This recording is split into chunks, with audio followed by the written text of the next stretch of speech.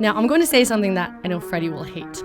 Okay, so it can be slightly confusing that the two Chinas have their national days just 10 days apart. But I want you to know this so you don't confuse who's who. You ready? October 1st is the day for the People's Republic of China. And over here at the Republic of China, Freddy has a very painful face. Freddy has a very painful look on his face right now. And over here, the designated national day is October 10th, also called Double 10 Day. Yeah, the national day for me is kind of awkward. Not just awkward, painful. Why does a pro-Taiwan lawmaker have trouble with the national day of the government in which you serve? I think the so-called Taiwan flag is actually Republic of China flag.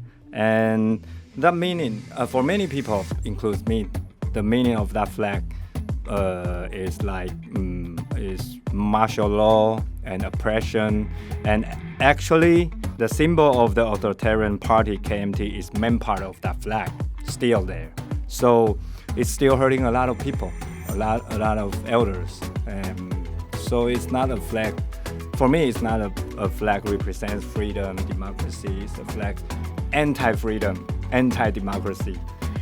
I think for me, it's really conflicting because when I'm abroad, internationally, when I see this flag, it represents Taiwan, right? So I get very emotional about it because it represents this thriving democracy that we have today, the hardworking people, and our struggle for representation on the global stage. But at home, it has a whole new meaning. So I think for the foreign listeners, you can imagine that if the modern Germany, with the freedom and democracy they share with the world, but they still hold the flag with swastika on it as a main part of their national flag, how awkward it will be. That you can imagine why I feel so painful when I look at that flag, so-called Taiwanese flag. So there's some people who are really advocating for changing a new flag, right, to represent the new Taiwan today. Last month, we just changed our passport cover again to enlarge the name of Taiwan and make very, very small the name of Republic of China, something that's very confusing when we travel. Yeah. So what does it actually take to change a flag? Like, what is the legal basis for that? How does it work? Now it's a constitutional level issue, so we need to amend the constitution. But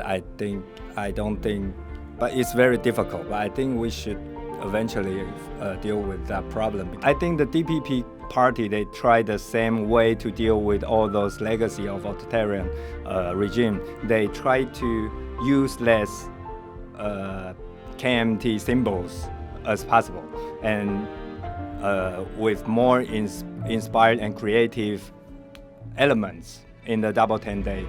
Yeah, I think last year's design, it was a beautiful, beautiful design, just graphic design-wise, it was really nice. So I'm looking forward to this year's, of course. Yeah, so I think that's the way right now because it's very difficult to deal with the constitutional level of issues. But with better with more creative ideas, we can still, in the administrative levels, we can still deal with them with how we can do right now. But eventually we will have to deal with it and we have to change that flag. I think we need a flag and a national day that really represents today's Taiwan, that can show the world Taiwanese identity today and Taiwan's current state.